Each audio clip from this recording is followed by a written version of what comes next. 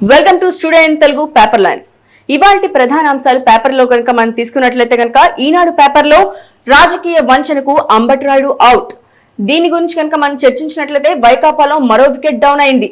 పార్టీలో చిన్న 10 రోజులకే గుడ్ బై చెప్పారు. నమ్మించి వంచిస్తున్న జగన్ వైఖరిపై నేతల తిరుగుబాటు. ఇక డీటెయిల్డ్ గా చూసుకున్నట్లయితే కనుక అధికార వైకాపాలో మరో వికెట్ డౌన్ అయింది. నమ్మించి వంచిస్తున్న ముఖ్యమంత్రి జగన్ వైఖరిపై ఆ పార్టీ నేతలు తిరుగుబాటు చేస్తున్నారు. వైకాపాలో చేరి పట్టుమని 10 రోజులు అవ్వకుండానే అంతర్జాతీయ క్రికెటర్ అంబటి రాయుడు పార్టీకి గుడ్ బై చెప్పేశారు. రాజకీయ వంచనకు రాయుడు హిట్ వికెట్ అయ్యారు.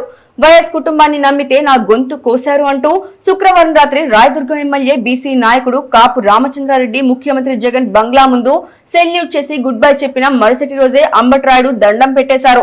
వైఎస్ కుటుంబానికి సొంత మనిషి లాంటి మంగళగిరి ఎమ్మెల్యే ఆళ్ల రామకృష్ణారెడ్డి ఇప్పటికే ఎమ్మెల్యే పదవికి వైకాపాకు రాజీనామా చేశారు. ఇక మరొక వార్తను తీసుకున్నట్లయితే సీఎం జగన్ ను ఇప్పట్లో కలిసే పరిస్థితి లేదు అనే హెడ్లైన్ అయితే ఇక్కడ మనకు కనిపిస్తోంది. అధిష్టానం లెక్కలు వేరు, నా ఆలోచనలు వేరు అంటూ నర్సరావుపేట ఎంపీ లావు శ్రీకృష్ణ దేవరాయలు అయితే వెల్లడించారు. నా అభిప్రాయాలతో సీఎం కన్విన్స్ అయ్యారని అనుకోవడం లేదు. గుంటూరు నుండి పోటీ చేయాలనే సీఎం ప్రతిపాదనను నేను అంగీకరించలేదు. సీఎం బిజీగా ఉన్నందున మళ్లీ ఇప్పట్లో కలిసే పరిస్థితి లేదు అంటూ నర్సరావుపేట ఎంపీ లావు శ్రీకృష్ణ దేవరాయలు సంచలన వ్యాఖ్యలు చేశారు. శనివారం ఆయన ఒక గుంటూరులో ఒక ఛానల్ తో మాట్లాడారు. ఇటీవల సీఎం ను కలిసినప్పుడు గుంటూరు, నర్సరావుపేట పార్లమెంట్ స్థానాల్లో పోటీ విషయమే చర్చ జరిగిందని తెలియజేశారు.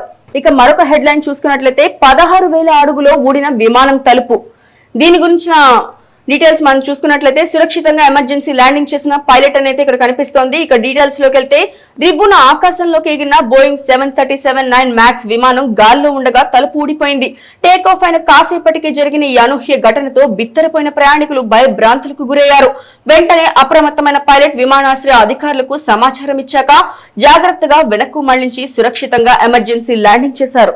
ఇక సాక్షి పేపర్ లోని ప్రధాన అంశాలను మనం తీసుకున్నట్లయితే గనక పల్లె సీమలు కడకడ అనే ప్రధాన హెడ్లైన్ అయితే మనకు కనిపిస్తోంది. దాని డీటెయిల్స్ మనం చూసుకున్నట్లయితే ఆర్బీకే వ్యవస్థతో మారిపోయిన వ్యవసాయ రూపురేఖలను అయితే ఇక్కడ తెలియజేస్తున్నారు. గతంలో విత్తనాలు, ఎరువుల కోసం పడిగాపులు, నేడు సీజన్ కు ముందుగానే నాణ్యమైన ఉత్పాదకాలు అందిస్తున్నారట.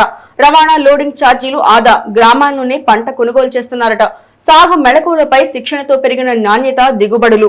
ఆర్బీకేల ద్వారా ఆక్వా రైతులు, పశు పోషకులకు సేవలందిస్తున్నారు. పొరుగు రాష్ట్రాలకే కాదు ఇతర దేశాలకు ఆదర్శంగా సేవలు నిలుస్తున్నాయని అంతర్జాతీయ ప్రశంసలు, ఏటా అవార్డులు, రివార్డులు అందుకుంటున్నారు.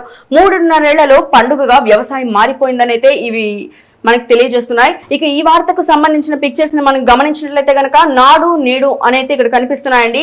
ఈ పిక్చర్ మీరు జాగ్రత్తగా అబ్జర్వ్ చేస్తే గనక చంద్రబాబు హయాంలో 2018 జూన్ లో అనంతపురం జిల్లాలోని ఒక సొసైటీ వద్ద వేరుశనగ విత్తనాల కోసం పడిగాపులు పడుతున్న రైతుల చిత్రాన్ని అయితే మనం ఇక్కడ గమనిస్తున్నాము. అంటే అప్పట్లో జనాలు ఎక్కువసేపు వెయిటింగ్ చేస్తే తప్ప వాళ్ళకి ప్రయోజనం అయితే కలిగేది కాదని అయితే ఇక్కడ తెలుస్తోంది. అండ్ ఇక్కడ నేడు అనే దాని కింద మనం పోస్టర్ చూసుకున్నట్లయితే గనక ఈ పిక్చర్ ని గమనించినట్లయితే గనక రైతుల మొహాల్లో సంతోషం అయితే మనకు కనిపిస్తోంది. సీఎం వైఎస్ జగన్ పాలనలో సీజన్ ప్రారంభానికి ముందే ఆర్బీకే ద్వారా విత్తనాలు పంపిణీ చేస్తున్నారు సిబ్బంది. అంటే వాళ్ళకి అక్కడ లైన్లు, క్యూలు కట్టకుండానే వాళ్ళకి అన్ని లభిస్తున్నాయని అయితే ఈ అంశం మనకి తెలియజేస్తోంది. ఇక మరొక హెడ్లైన్ తీసుకున్నట్లయితే గనక పార్టీని వదిలేస్తున్నా అనే హెడ్లైన్ అయితే మనకి ఇక్కడ కనిపిస్తోంది. టీడీపీ పార్టీని వదిలేస్తున్న ఎంపీ కేసీఆర్ నాని అయితే వెల్లడించారు. దొంగే దొంగ దొంగ అన్నట్లుగా చంద్రబాబు తీరు. ఆ పార్టీకి ఎంతో సేవ చేశా, నన్ను పొమ్మంటున్నారు. ఆ పార్టీలో కొనసాగడంలో అర్థం లేదు. ఇతర పార్టీల నేతలతో అభివృద్ధి కార్యక్రమాల్లో పాల్గొంటే తప్ప అనేది ప్రశ్నిస్తున్నారు. ఎంపీ పదవికి ఆ తర్వాత టీడీపీకి రాజీనామా చేశా, కార్యకర్తలతో చర్చించి భవిష్యత్తు కార్యాచరణ వెల్లడిస్తానంటూ ఈనాడు కథనాలు తప్పు పట్టిన ఎంపీ నాని. ఇక మరొక ప్రధాన అంశం అయితే తీసుకున్నట్లయితే కాంగ్రెస్ లో షర్మిల చేరడం వెనుక చంద్రబాబు కుట్ర అనేది హెడ్లైన్ అయితే మనకి కనిపిస్తోంది. ఇక డీటెయిల్స్ చూసుకున్నట్లయితే అధికారం ఇక లేకే గ్రహించిన టీడీపీ అధ్యక్షుడు చంద్రబాబు దింపుడు కళ్లం ఆశలతో రకరకాల కుట్రలు, సంక్షేమ పాలన నుండి ప్రజల దృష్టి మళ్లించే ప్రయత్నం. కాంగ్రెస్ కు గత ఎన్నికల్లో నోటా కంటే తక్కువ ఓట్లు నమోదయ్యాయి.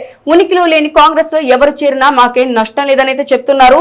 వైఎస్ఆర్సీపీని ఆదిలోనే తుంచేయడానికి కాంగ్రెస్, టీడీపీ కుట్ర. అప్పుడే ఏం చేయలేని వారు ఇప్పుడేం చేస్తారు అంటూ వైఎస్ఆర్సీపీ ప్రధాన కార్యదర్శి సజ్జల రామకృష్ణారెడ్డి వెల్లడిస్తున్నారు. ఇక ఇందులో మరొక వార్తను తీసుకున్నట్లయితే బంగ్లాదేశ్ లో ఎన్నికలు.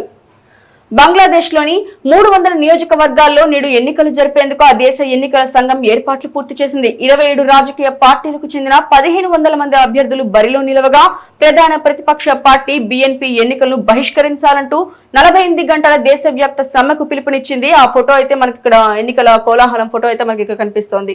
ఇక ఆంధ్రజ్యోతి పేపర్ హెడ్ లైన్స్ గమనించినట్లయితే కనుక యస్మాస్త్రం అనే ప్రధాన హెడ్ లైన్ మనకి ఇక్కడ కనిపిస్తోంది.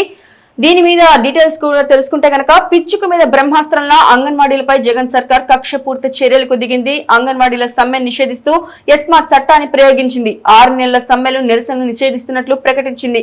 ఈ మేరకు అంగన్వాడీలను అత్యవసర సర్వీసుల కిందకు తీసుకొస్తూ జీవో 2ని తెచ్చింది. అయితే ప్రభుత్వ బెదిరింపులకు లొంగేది లేదని అంగన్వాడీలు తేల్చి చెప్పడం అయితే జరిగింది. ఇక్కడ సమ్మె కొనసాగిస్తామని స్పష్టం చేశారు.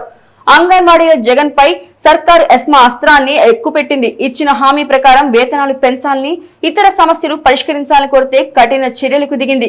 గత 26 రోజులుగా కుటుంబాలని, పిల్లలను వదిలి నిద్రాహారాలు మాని అంగన్వాడీలు వివిధ రూపాలను నిరసనలు తెలుపుతున్నారు. కనికరించు జగనన్న, ఇచ్చిన హామీ నెరవేర్చి వేతనం పెంచు జగనన్న అని వేడుకుంటుంటే అందుకు భిన్నంగా జగన్ సర్కార్ వారిపైనే కన్నెర చేసింది. దీనికి సంబంధించిన పిక్చర్ అయితే మనకి ఇక్కడ కనిపిస్తోందండి. జగన్ సర్కార్ తీరుకు నిరసనగా కర్నూలు జిల్లా కేంద్రంలో ముద్దు నిద్ర రూపంలో అంగన్వాడీలు వినూత్న నిరసన అయితే చేపట్టడం జరిగింది. ఇక మరొక వార్తను గమనించినట్లయితే సన్ మిషన్ సక్సెస్. దీనికి సంబంధించిన డీటెయిల్స్ లోకి వెళితే కనుక ఇస్రో మొట్టమొదటి సౌర పరిశోధన ప్రాజెక్ట్ ఆదిత్య విజయవంతమైంది. ఇక డీటెయిల్స్ లోకి వెళితే గనక నిరవధికంగా 127 రోజుల పాటు 15 లక్షల కిలోమీటర్లు ప్రయాణం చేసిన తర్వాత భారతీయ తొలి సోలార్ మిషన్ ఆదిత్య L1 శనివారం తన గమ్యాన్ని చేరుకుంది. సూర్యుడు భూమి మధ్య ఉన్న L1 ను విజయవంతంగా చేరింది. ఇక్కడ నుండి ఆదిత్య సూర్యుడి అద్భుతాల్ని, రహస్యాలను అధ్యయనం చేయనుంది. ఎటువంటి గ్రహణాలు అడ్డు లేకుండా నిరాటంకంగా ఈ పని జరగనుంది. భారతీయ అంతరిక్ష పరిశోధన సంస్థ సాధించిన ఈ ఘన విజయాన్ని ప్రధానమంత్రి నరేంద్ర మోడీ స్వయంగా ఎక్స్ లో వెల్లడించారు. భారత్ లో మరో సంచలనం నమోదు చేసిందని, మన తొలి సోలార్ అబ్జర్వేటరీ ఆదిత్య L1 గమ్యాన్ని చేరుకుందని తెలియజేశారు. అత్యంత క్లిష్టమైన అంతరిక్ష ప్రయోగాలను విజయవంతం చేయడంలో మన శాస్త్రవేత్తల నిర్విరామ కృషికి, అంకిత భావానికి ఇది నిదర్శనమని తెలియజేశారు. చూసారుగా ఇవాల్టి studio in Telugu paper lines. మరొక పేపర్ లైన్స్ తో మళ్ళీ కలుద్దాం. చూస్తూనే ఉండండి studio in Telugu paper lines.